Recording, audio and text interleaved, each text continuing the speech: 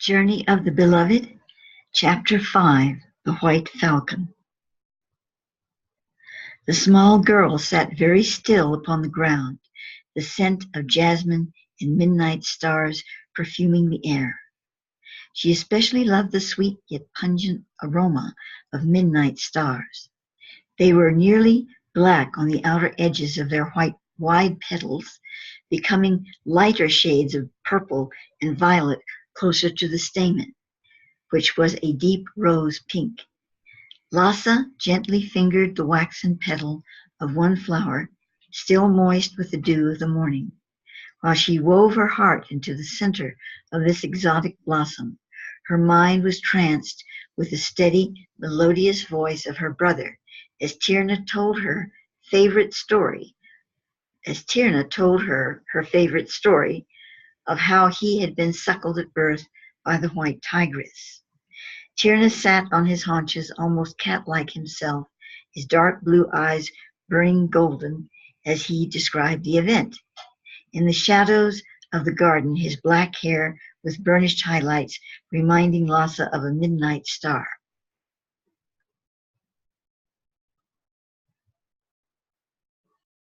His lips were full and sensitive, teeth flashing white whenever he chose to punctuate his commentary with a luminous smile. While youth walked by his side, it lay as a caressing hand upon the deep and smoldering fires within. Tierna's childlike purity of spirit did not subdue his elegant manner, as casual as the graceful display of a butterfly's wing. Even at her tender age, Lhasa never failed to be moved by the experience of her brother's thoughtful attention upon her. I wish to say here, because it doesn't really say, but Thoth was really close to all of his siblings. But it's what I've received that with Lhasa, they shared a lot in common. They understood things that the others, while they were open to it and receptive and certainly passionate about the spiritual path, there was just something, you know how it is in a family. Of course, I'm an only child in this lifetime, where you can love all your siblings, but there's often just one that kind of you just tune into more, you know? And that's what it was happening here with the two of them, the oldest and the youngest.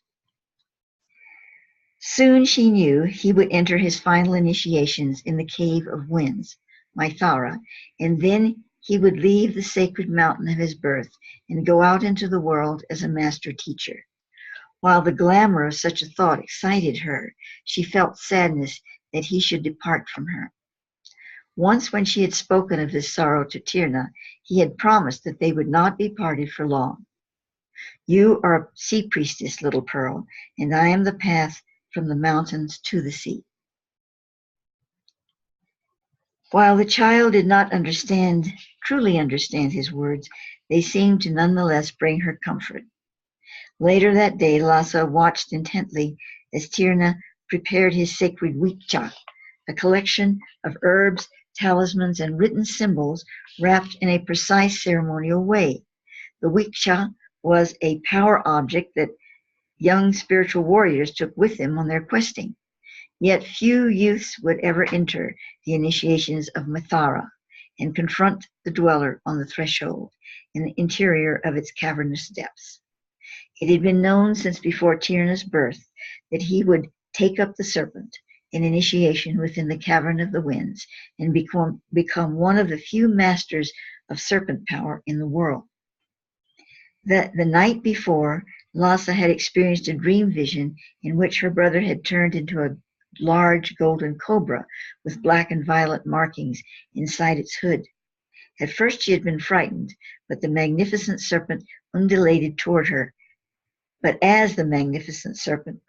toward her, she heard Tierna's voice call her Shesheta. Shesheta. Boy, these words. Shesheta. Shesheta. And as he did, she became a white cobra, as large as he, and they danced together, their crowned heads moving in mesmeric motion beneath the moonlight of Adujara.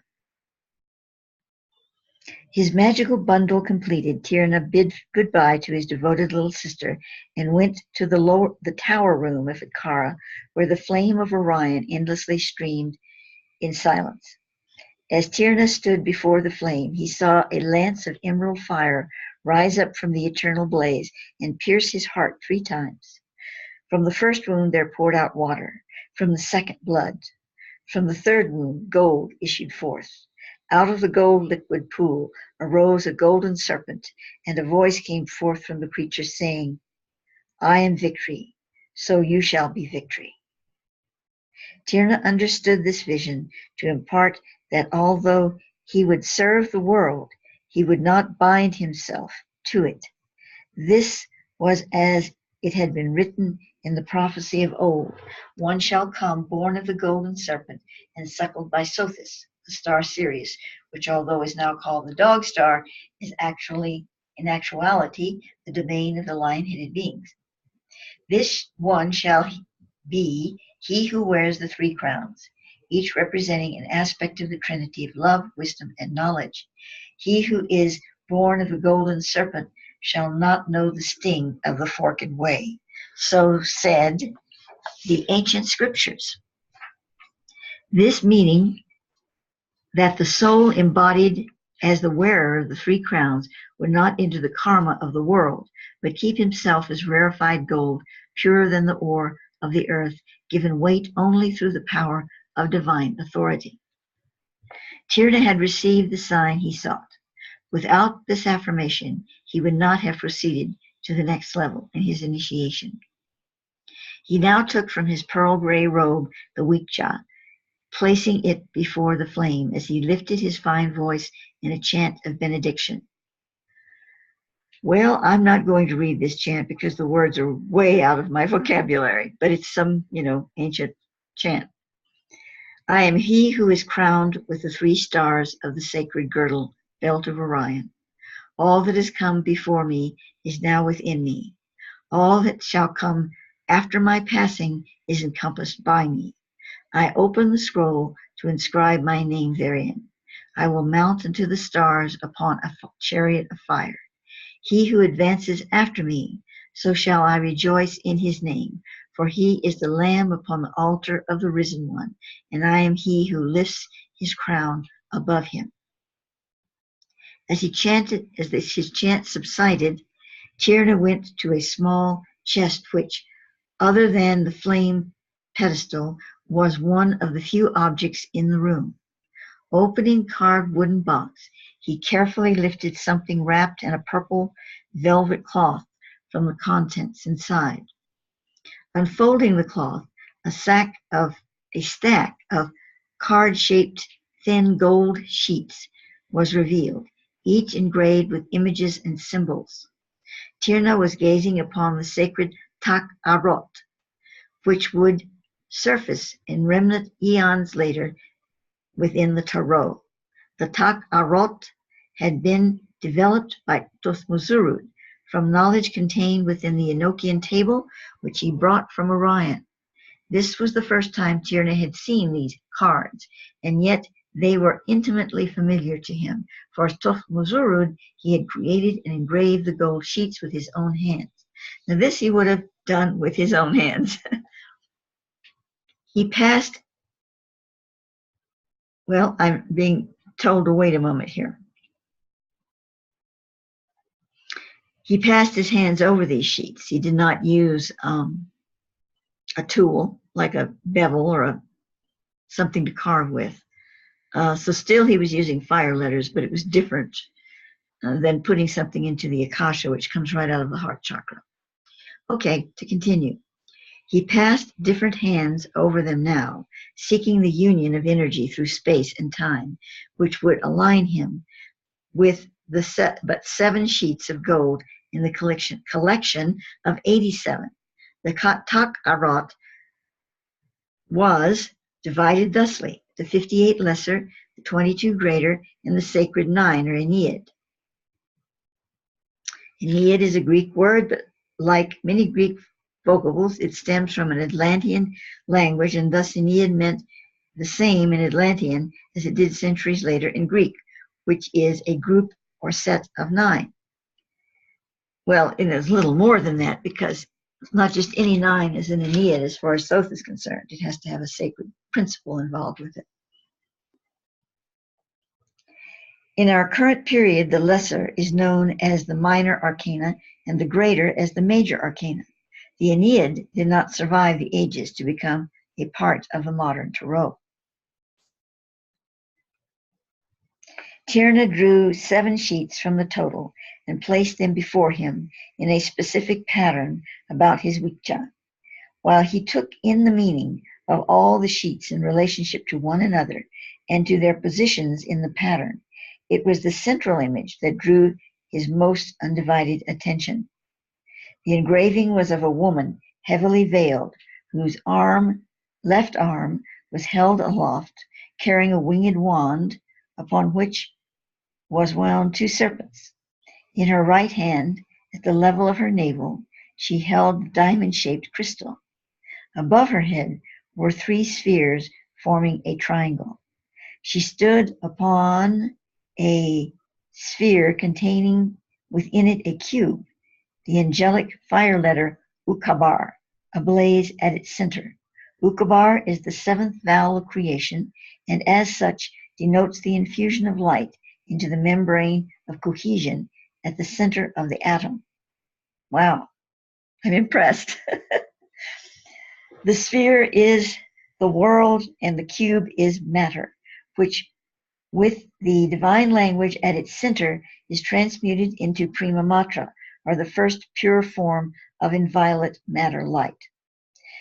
The veiled lady is the solvent, with the power to unleash pure, unbridled transmission of light into every particle of the universe. Yet this solvent will not be revealed until the day of reckoning is at hand, when the universe begins its cycle back toward the throne of Metatron. The serpent wand she held in her left hand represents the master of duality within the DNA, giving flight or liberation to the pure gem body of mankind. The diamond-shaped crystal in her right hand is the pure gem as it becomes cognate in the mind. Before it can manifest in matter, so the gem consciousness must enter the mind and transform it into higher mind. Let me read that again. Before it can manifest in matter, so the gem consciousness must enter the mind and transform it into higher mind. The 3 spheres above her head represent the 3 sephira of the holy tree beyond the gate of Metatron. And then I have a notation. The 3 circle dots on KYI'RA's forehead, the 3 stars in the belt of Orion, and the 3 crowns of light are all manifestations of the same knowledge form, which is exemplified in these 3 spheres. And it's really more than love, wisdom, and whatever the other one was. I can't remember now.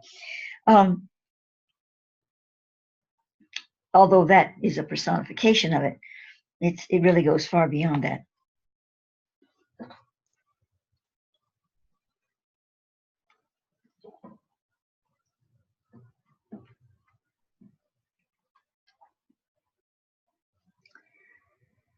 In the Tarot of the distant future, this image would become known as the world universe.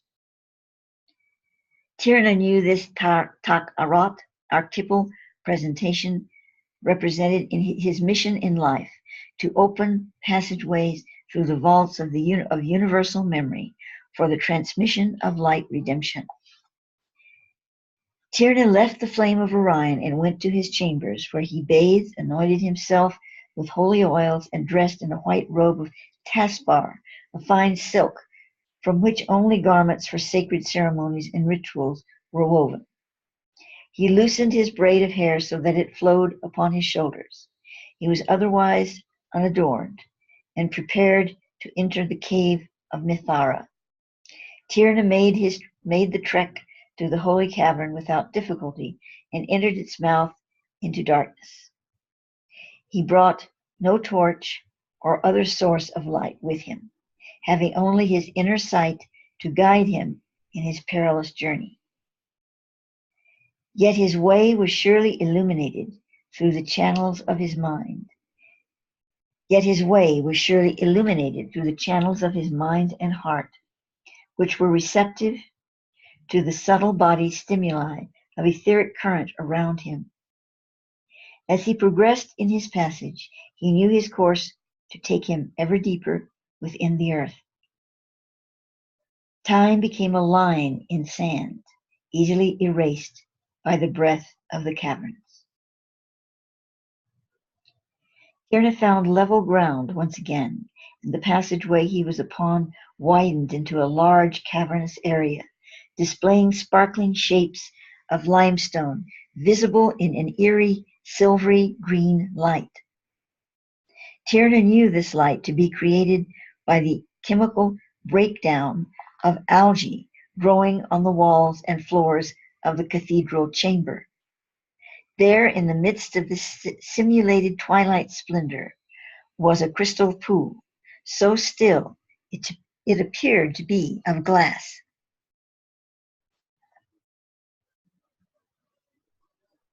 The waters also reflected the silver-green glow, with deeper hues of turquoise beneath the surface glint. As he gazed upon the pool, KYI'RA suddenly felt a need to sleep. He found a smooth stone near the waters just large enough to accommodate his supine form, and there he closed his eyes amid the sensation of floating weightlessness. His astral body arose from the tomb of the matter self and looked to the far side of the crystal pool. There he saw an emerald door, shining as if polished by the wings of angels. Above this door was the sign of the trident, with the 3 spheres above the prongs. It seemed to be cut in the limestone, burning as if set aflame. In his astral form, KYI'RA moved toward the emerald door. He felt a tingling heat resonating in his being as he passed through the transparent gemstone. After such a great light, the contrast of total darkness startled him for a moment, but then his mind relaxed, and he saw that he was not alone. In the black nothingness came a small sphere of red and gold, which grew and grew until it was the size and shape of a human figure. The being revealed to KYI'RA was unlike anything he had ever seen, even in his most vivid dream vision experiences. While the body appeared as a man's, devoid of any garment, the head and face were that of a creature unknown to him. The shape of the head was somewhat like that of a goat, with large curling horns extending from the sides of the forehead. The nose was snoutish, resembling a boar, and there was facial hair of white upon the chin. But it was to the eyes that KYI'RA's mind gave its full attention. They were large and oval, a yellow gold, with pupils of ruby light, fearsome in appearance, yet beneath the trappings of horrific display, there was a presence of divine grandeur. The creature opened its mouth, forming a circle with its narrow lips, and sounding issued forth that was likened unto a scream of agony. KYI'RA felt pain through his astral body, and as he succumbed to this sensation, so he moved into it, becoming one with the soul of the beast. He had no fear of the presentation of evil or suffering. He knew only the sublime reality of spirit that inhabited all being. As he merged with the beast, so he embraced the wound in its heart, and there came forth a streaming of blood, vile in the smell from within. KYI'RA moved even nearer the wounded heart, embracing only the glory of its existence. As he so consumed with love this aperture of decay and sorrow, the blood began to froth about him, and the scent changed to the fragrance of the midnight starflower, its coloration swirling into the spectrum of dark violet and then sapphire. The stirring of the vapors ceased, and the liquid was on fire with a beauteous violet blue light. The figure in the midst of the pool of cleansed, rarefied blood was now comely to behold. His skin was of golden flesh, his face fair, eyes of gold blue. His hair was long unto the waist in a cloud of golden light.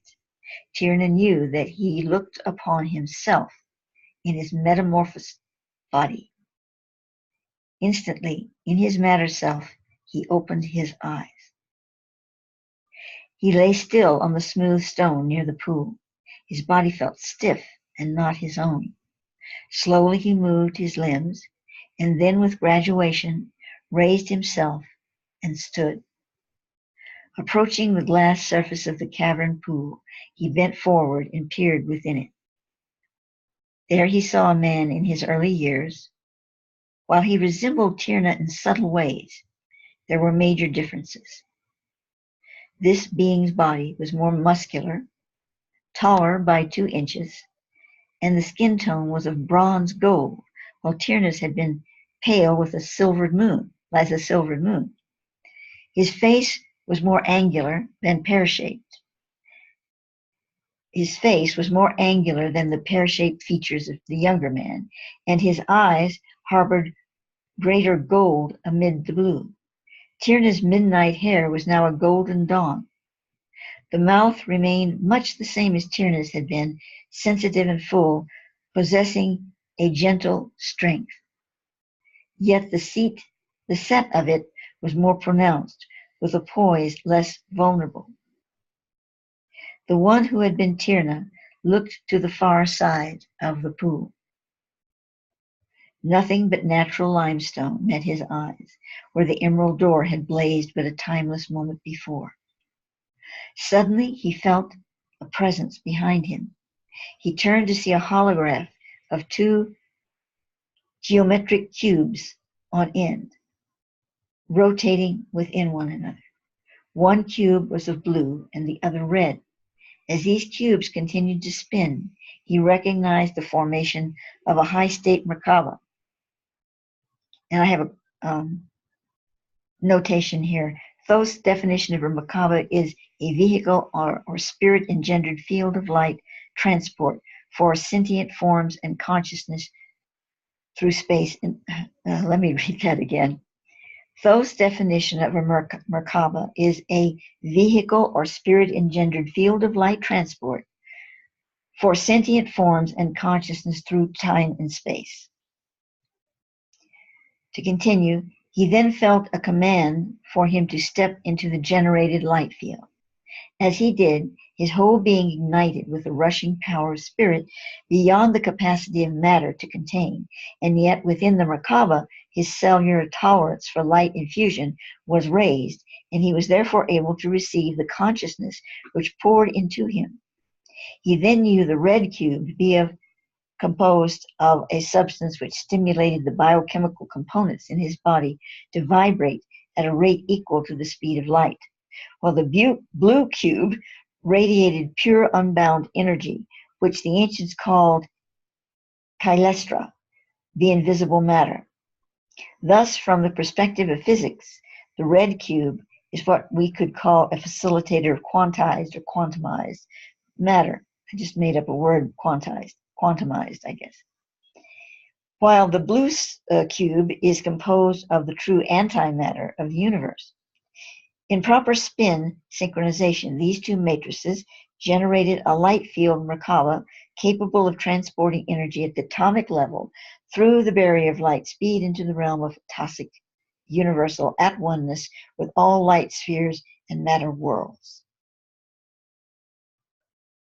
In this process, the initiate that had been Tierna was brought through the portal of molecular transmutation so that he not only appeared to have been changed within the outer shell of his subtle body, which he viewed in the cavern pool, but he became transformed atomically within the sub-anatomy of his matter vehicle.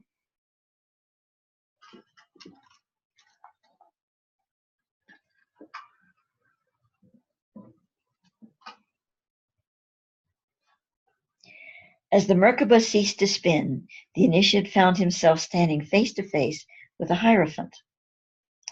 That would be a priest, teacher, and initiator. Dressed in Egyptian robes, displaying a large golden ankh about his neck, containing an emerald in the center of the loop. The Hierophant carried a staff, which was fashioned at the top as a shepherd's crook. He touched the initiate upon the left shoulder, saying, "Thou art the one who wears the 3 crowns of heaven and bears the mouth of the sun to the altar place."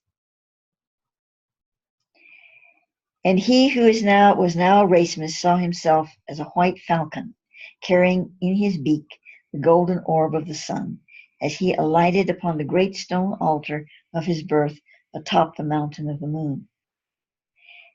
As this vision was upon him, the Hierophant placed around Raismes' shoulders a cape designed with the image of a white falcon, its wings outstretched, embracing the one who wears the 3 crowns. With this act, the initiate was once again the falcon upon the stone.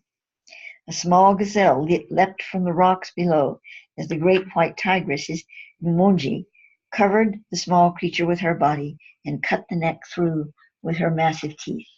Its blood poured forth upon the altar place, and sacrifice of the fallen world had been made. The falcon dipped its beak in the scarlet about the gazelle's head, and as he drank from the liquid life, so the cycle was complete. Raismes was now one with the life stream of the earth. Well, me who loves animals is kind of horrified by that scene, but I'm sure that it fits into the picture in a universal way that, is beyond my my momentary shock.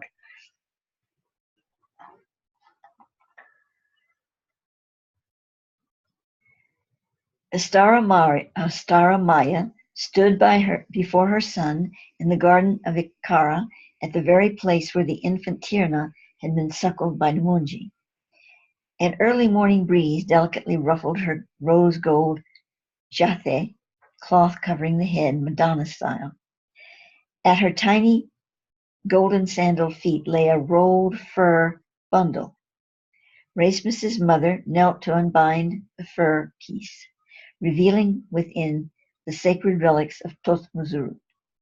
She did not have to tell Thoth Raismes what he beheld, for these were objects as familiar to him as the beating of his own heart.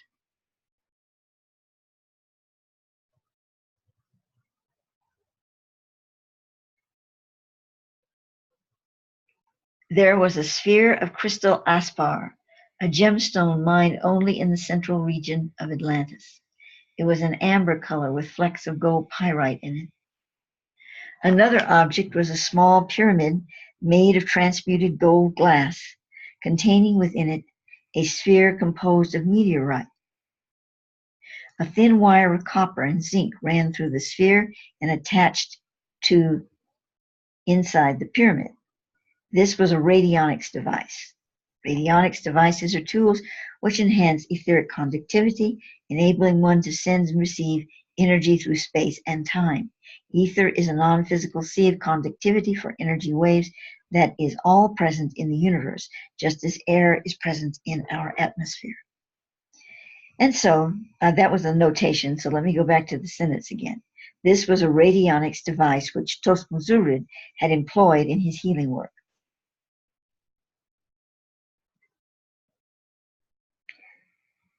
Among the ancient pieces was a magnificent girdle made of silver and gold. It was set with sapphires, aspar, lapis, and emerald green stones. In the center of the girdle was formed in gold the head of a lion. The eyes blazed with 2 largest emeralds. Encircling the waist upon the girdle were 2 exquisitely fashioned serpents with scales of silver and gold, and their eyes ruby bright.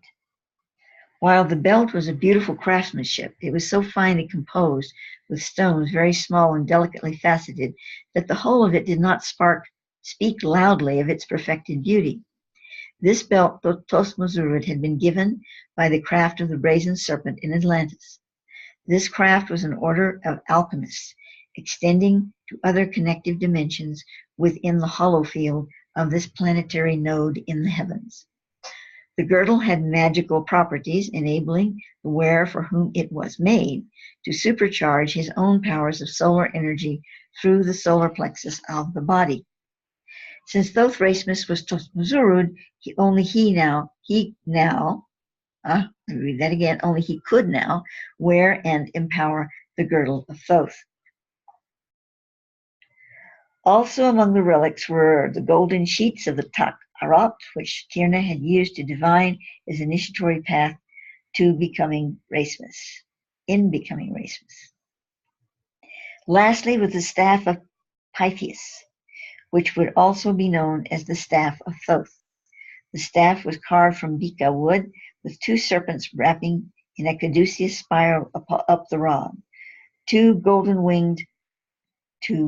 wings perched atop the staff, just above the serpent's heads. The serpents were brightly colored with lapis and malachite tile inlays. The eyes were once again ruby points.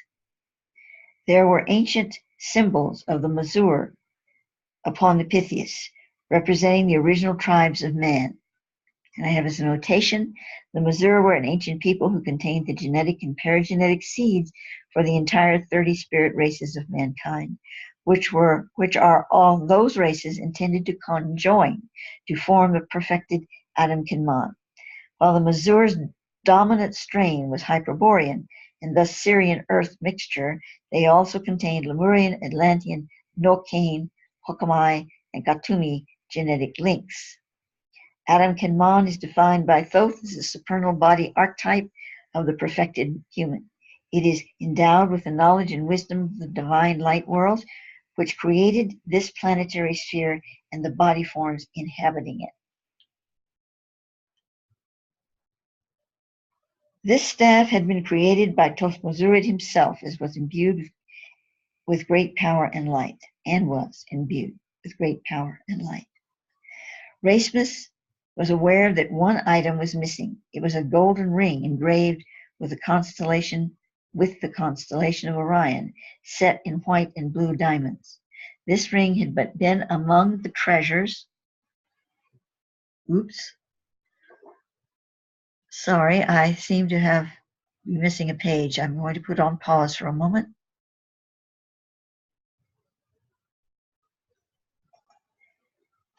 To continue, this ring had been among the treasures which Isthaka, Raismes'